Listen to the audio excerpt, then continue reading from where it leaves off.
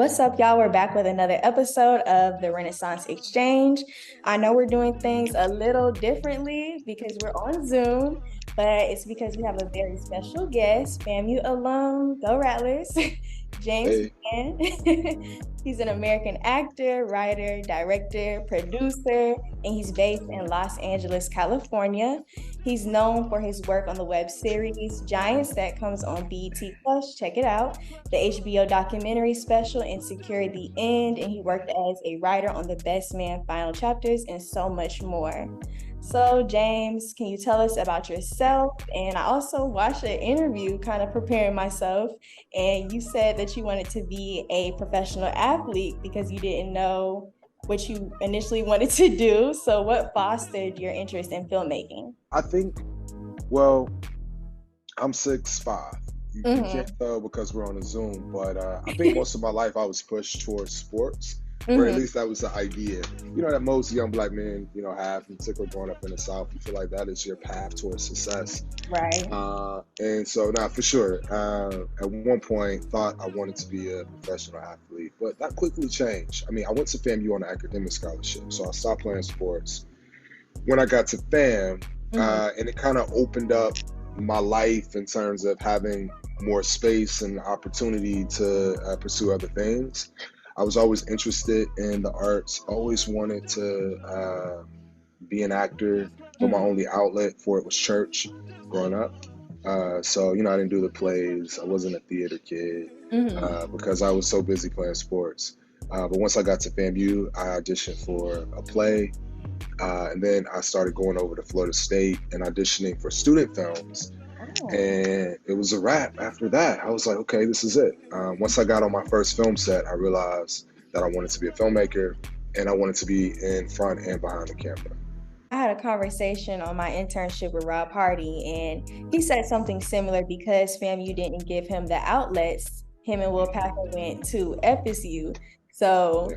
being that that is kind of like the struggle for students that want to branch off into filmmaking or the industry, do you think that that is the only outlet? If you are attending an HBCU that doesn't have that, you might have to go across the tracks, so you might have to get it on your own to get to that level. Yeah, for sure. I think you just have to you got to find a gym. It's that simple. It's like if you want to play basketball, you got to find a court. And it doesn't necessarily have to be a gym, like an inside court. It might be an outside court, but you just have to figure out a way to work out. And filmmaking is one of those crafts where you need a camera, you need actors, you need sound, you need a crew of people. And it doesn't necessarily have to be a film school. It can also just be independent filmmakers who are just doing their thing, on whether it's making a web series or a short film. But you got to connect to other people who are also in the filmmaking craft. Mhm. I know a lot of times people might think that it's just so simple. So that kind of brings me to my next topic of discussion, which is, you know, turning no's into yeses and overcoming obstacles. So as a Yeah. multi-talented creative, you've likely hmm encountered various challenges. So can you share a personal experience where you faced that significant challenge or rejection, and how did you turn it into a positive outcome? Man, this business is constant rejection. That's one thing I tell aspiring writer, director, actors, just creatives who Mhm. want to pursue a career in this industry is prepare yourself for rejection because it's just a part of the process. It's a part of the business. Mhm. I mean, every audition that I go on, there's not every audition because I have booked some roles, but I would say probably 1 out of 10 Mhm. auditions. But I guess a specific story would be around my show Giants. When I initially finished Giants, my goal was to get the show accepted into the Sundance Film Festival. The Mhm. year that I finished was the first year that that Sundance was accepting episodic content for competition, and I had the dream of getting a project in Sundance for quite some time. And I had also been to the festival, a Mhm. number of times. So I just knew I was like, I got to get Giants to Sundance. And so I finished the show. I reached out to a number of people. I literally did everything I knew to do to get Giants and Sundance. And then I was like, all right, God, it's in your hands now, because I've done the work. I poured my heart and my soul into this show. I made sure that it had production value. I reached out to different people connected to the festival to see if I can get someone to put in a good word. Like, did everything I knew to do. Reached out to programmers, and it did not get into the festival. Wow. And initially, I was devastated, because for me, Giants getting into Sundance was going to be the launching pad for the show. Right. I thought, okay, it gets into Sundance, it gets press. Perhaps it'll also find distribution as a result of being in the festival. Mm-hmm. And so I got this motto where I tell myself, you get one day to cry. That's You get good. one day, you know, and then after that, you got to figure out how you're going to make your dreams a reality. And so I took my day, I grieved, I allowed myself to be disappointed. And then I reached out to Issa Rae and I said, hey, I have this show. It's done, full season, 6 episodes. I would love to put it on your YouTube channel. I sent Issa the links and she wrote back, let's do it. And Giants went up on her YouTube. We found our audience. We were accumulating close to 100,000 views per episode. And that pretty much springboarded me into doing a second season. And then 13 Emmy nominations and 2 wins later, you know, Giants is now one of the most successful digital series, having not only won Emmys, but it's on cable television, on Clio TV, which is a Comcast network, and it's also streaming on BET Plus. And that started as a show that was on YouTube. And so took that rejection from Sundance, and really it lit a fire under me, because then I was like, all right, so I don't got the Sundance platform. I have to go out and build my own platform. And so I'm always so gracious to Issa for allowing me to utilize her platform. But I also did a college tour. We were heavy on social media. Like, we were pushing the show the best we knew how, because we knew that it was going to be an uphill climb. Wow. Listen, delayed does not mean denied. Come on. Amen. Listen, I literally stand by that. So like, just hearing that, I know when you want to have something go your way, God sometimes is like, nope, we're going to find another way for you to do this, but don't give up. You know, he don't put you through anything that you cannot handle. So that's within itself. And I love that. And sometimes those no's aren't necessarily rejection, but it's protection. Because there's another plan and there's another path. And sometimes if we get it one way, if we get it too easy, then it won't prepare us for what God has in store for us down the road. And so sometimes we got to go through some things. We got to go through some hardships, because it's preparing us for something that we don't even know is in our future. Literally, you're preaching right now. Because a lot of people need to hear this, because you might literally have a plan, something mapped out, and it's like, why is it not going my way? Like, what am I doing wrong? And then God might open the door. You might meet somebody, and then they might see like what you're doing, and they're like, wow, like, this is the best thing I've ever seen. Let me put you on the map. So also, like, the power of networking. Can you talk about that too? Yeah, this business is all about who you know. I mean, you guys, I'm sure you've heard the cliche, it's not what you know, it's who you know. Now, you should know your shit, you know, because at the end of the day, you need to know what you're doing, but it's the people that you know who are going to open the doors. Like you said, you did an internship with Rob Hardy. I did. Terrell Whitley. Oh, with Terrell Whitley. I'm sorry. You did an internship with Hardy. You met with Terrell Whitley, both Beta Nu. So shout out to the bros. And I'm a Delta. Okay. Come on, Beta Alpha. You know, the connection, the tribe, the village is strong. But I met Will Packer when I was at FAM. It was around this is going to date me, but it was around the Stump the Yard and also the This Christmas era. I met Will and I told Will, I was like, hey, I want to be a filmmaker. I heard the story of what him and Rob did when they were at FAMU and they made Chocolate City. And at the time, I was working on independent film projects, but I hadn't made my own film. And so Will encouraged me to go and make my own film. I did my senior year. I sent that film to Will, and then Will offered me an internship. And so I got to Los Angeles, and I was able to hit the ground running because I was on a Will Packer set. I was on the set of Takers with Idris Elba and T.I. and Chris Brown. And so within 2 weeks of me arriving to Los Angeles, I'm on a set learning the business of filmmaking.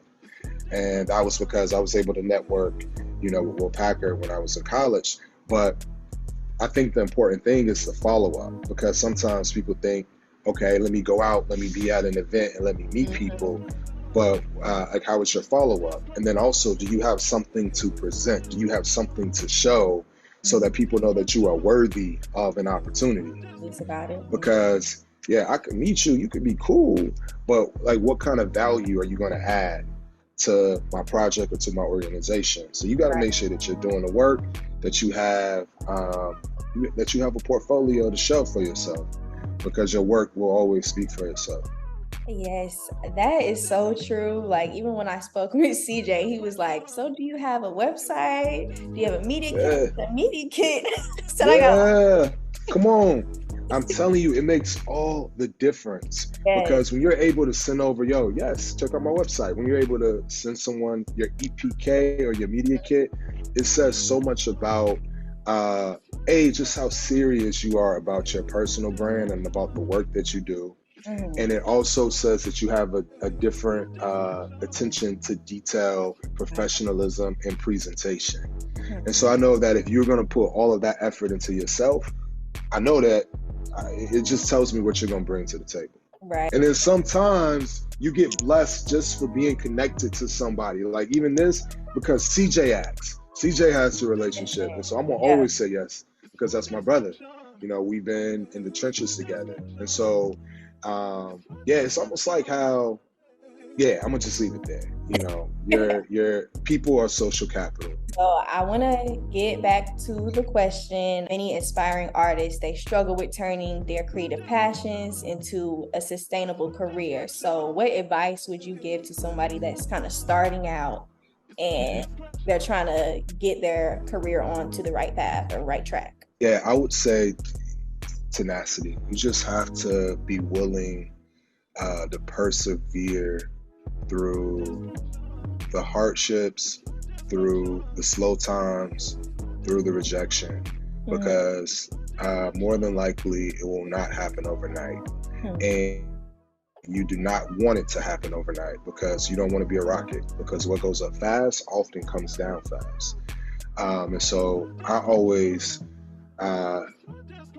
I think that the best way is just kind of gradual ascent, because you're able to build a stronger platform that is going to sustain you and it's going to give you longevity.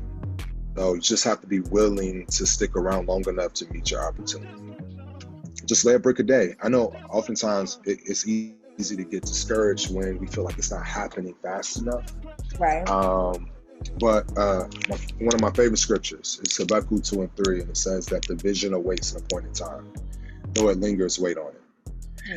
One of my favorite poems is If by Rudyard Kipling, and there's a line that says, can you wait and not grow tired of waiting? And so my advice is learn to get comfortable in the wait. But the question is, what are you doing during the wait? And during the wait, you're building and you're continuing to grow, you're continuing to evolve. And so you're preparing yourself for the opportunity.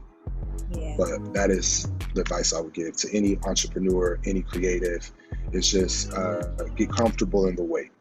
Kind of brought me to my next question. So I know it's extremely difficult to get a show or a movie on air. Like a lot of people think like, okay, I'm gonna just pitch this to the network and boom, it's gonna be on the air because I think it's so good and everybody's just gonna think it's so good. So right. Like, what do you do like during those times? Like you said, you're in a waiting period and you're waiting for like a project to get picked up. So what do you do? You make it yourself. Yeah,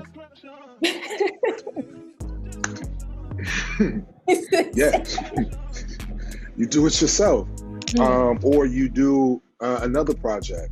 If it's not that project, if you have a particular project that you can't do yourself because it's this big grand idea that's going to require a huge budget, and you know you need a studio in order to make a short film, or shoot a scene from that project, or do like Morgan Cooper did with Bel Air and shoot a concept trailer, or what Justin Simeon did with Dear White People and shoot a concept trailer, you know.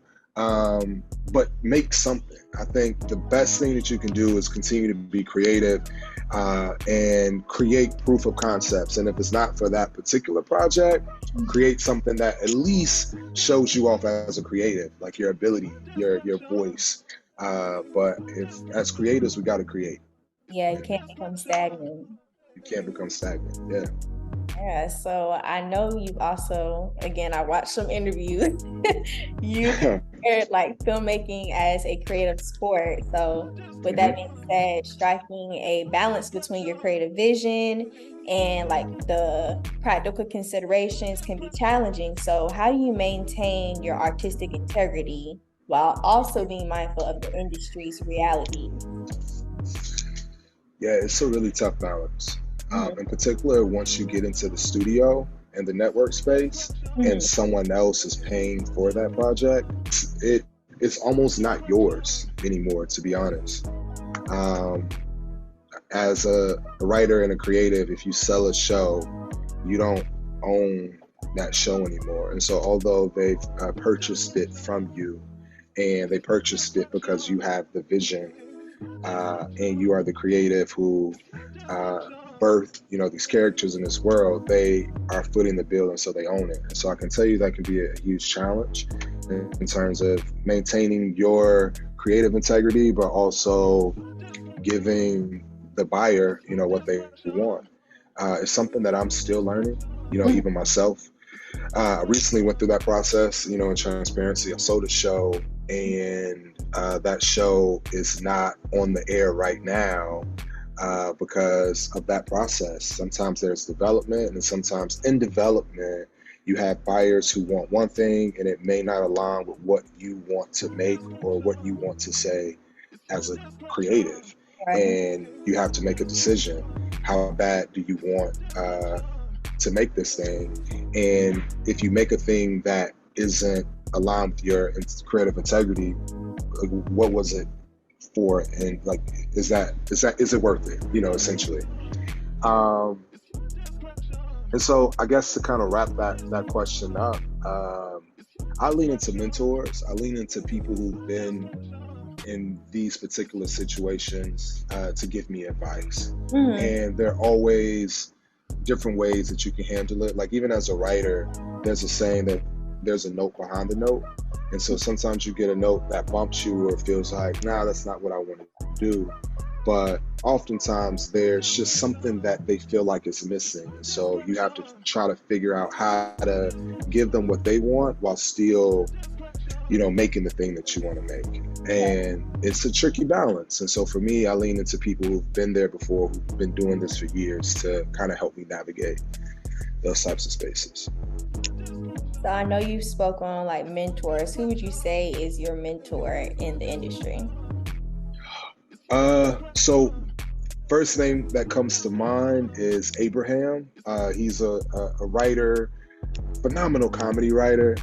He was an executive producer on Modern Family. He wrote on Will and Grace.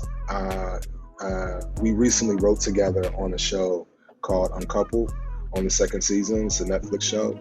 Abraham Higginbotham. He's a great mentor and friend to me. Also, Mo Marable. Mo is a director. He directed Insecure, Veep, a bunch of other shows. Will Packard was probably one of my first mentors, giving me my first internship. But also, I kind of lean into my peers. Like, my peers are also mentors for me.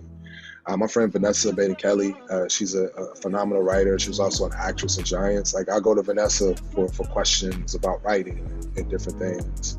And I've also just been mentored through just observation of watching like Issa navigate the industry, watching Lena Waithe, watching Matthew Cherry. And so, yeah, sometimes, mentorship doesn't always come directly from me. I can get on YouTube and watch an interview and feel like I've been mentored by Will Smith or Viola Davis. You know what I mean? Just hearing them speak, I'm like, look, I got it. I feel inspired. Yes. I'm ready. Like, let's do it. So, yeah. So just to wrap this section up, comparison is the thief of joy. I stand by that. So how do you get to a place where you're not comparing yourself to other writers and directors, etc.? Ooh, that's hard. It's so freaking hard. It's tough. I still do it. We all do it. Yeah. But how do I do it less? I think it's the question is I try to get off social media because I think social media breeds that comparison. Also, I really just try to remind myself that I have my own unique brand of art, and that there are people who need what I have to say, and I just have to trust. That. I posted this quote on Instagram recently that I found really helpful, and it was, just talking about how even though sometimes I compare filmmaking to sports, that being an artist is so different than being an athlete, because art is subjective. Right. Sports are objective. But we as artists, we can't win necessarily. We can't win against another artist. It's not like we're in a game and it's like, okay, you won. It's just not how being a creative works. We create our thing, and the thing that we create, it finds who it was meant for. And so for me, it's that constant reminder that there's people out there in the world who needs what you have to say, and what God put in your heart. And so you just have to trust it. And that's it. Yeah. So easy to compare yourself to others, but it's like you have to know that there's room for everybody in the industry or wherever you're trying to go. Everybody has a place. It's like you really just can't compare yourself like, oh, they might be doing more than I'm doing. Well, do more too. It's like you can't compare. Right. Yeah. And then too, that's their time. That's their season, and you got to also learn how to celebrate people and to be proud and excited for other people's success and their accolades, and know that your time is coming. And you just got to wait on the right time. Timing is everything. So you just got to wait on your time and trust that it's going to come. Yes, and just be positive, and like you said, give other people, pretty much give other people their flowers. You can't be negative, jealous. God don't like ugly, so you just have to stay on a positive tip, because your time is coming, and God will humble you. God will definitely humble you if you're not. Because I know what God will definitely humble you. So, yes, He will. So, switching gears, I want to talk a little bit about the SAG strike and the Writers Guild. So I kind of want you to educate my viewers that don't know about that, what the Writers Guild is and what it all encompasses. Yeah, so the WGA, the Writers Guild of America, is the union that represents television writers, people who write films, and a host of other, type of writers. But primarily, I can speak from a TV writer perspective, because that is, what I do. And essentially, who we're on strike against are the major studios. So that's Universal, Netflix, Hulu, Amazon, the big players, the people who hire us to then write and to make and to create, television shows. And essentially the strike is over money. It's over us needing residuals for our work. And so we write a television show, right? And that show then goes to, back in the day, most of television was on broadcast. And so that was ABC, NBC, CBS, and there was a clear residual model. And so once an episode aired on television, once that episode re-aired, so those reruns, those writers, those actors, those directors continue to receive money for their work. And that money is called residuals. And the residuals are what keeps artists afloat during the downtimes, because we write on a television show or act or direct in a show, and then there could be months before we get another job. But because we are receiving residuals, we're able to stay afloat, pay our bills, pay our rent until we land that next job and that next opportunity. And also, we didn't see as much of a diversity in terms of trans and disabled. And so now with writers' rooms, there's more of a push for inclusion and diversity, because we want characters to represent the world that we live in. So also the Screen Actors Guild, SAG, is also on strike with similar issues, residuals, AI, and we just want basic protections. We want to be able to have health care. I think for the most part, when people think about people who work in this industry, they think, oh, you live in LA, you work, you're a writer or an actor, you're rich, ooh, you got money. If you Quinta Brunson, you might got money. If you're the star, if you're the creator. But there are so many other brilliant artists who are supporting actors and who are guest stars, or who are co-producers, or who are staff writers, who simply can't make a living. And so you got to drive Uber, or you got to have some type of a side hustle. And the sad part about it all, and I know I'm going on, I'm rambling, keep going. Is you have these CEOs who are making millions of dollars a year. Literally, the Disney CEO makes $24 million a year, and he had the nerve to fix his raggedy mouth to say that we are being unreasonable because we are asking for a livable wage. People that don't know what's going on, they don't really know the capacity of the situation and why it's so important. Everybody's just waiting on their new show to come out, and they're upset because the show is now delayed. They just don't understand. They're like, why is the show not coming out? Like, okay, this track need to wrap up. And it's like, y'all don't even understand why. Like, I literally saw an actress, can't remember her name, I think it's Giovanni, and she acted on Sweet Life and Zack and Cody and Bring It On, and she was literally like crying. In tears. All child stars are rich. Not all of us are balling. The leads of the cast, they get the big money checks. The supporting cast, like myself, we don't get that. That's why we're striking. Yeah. I'm like, oh my God, like, this is serious. Because she was like, what money? What money do y'all think I have? Right. Because I don't think people understand how expensive it is to live in this city. And okay, we might make more in a shorter amount of time, but we go longer without making a dime. I went 6 months last year without making a dime. Oh my God. Can you imagine going 6 months with just no income?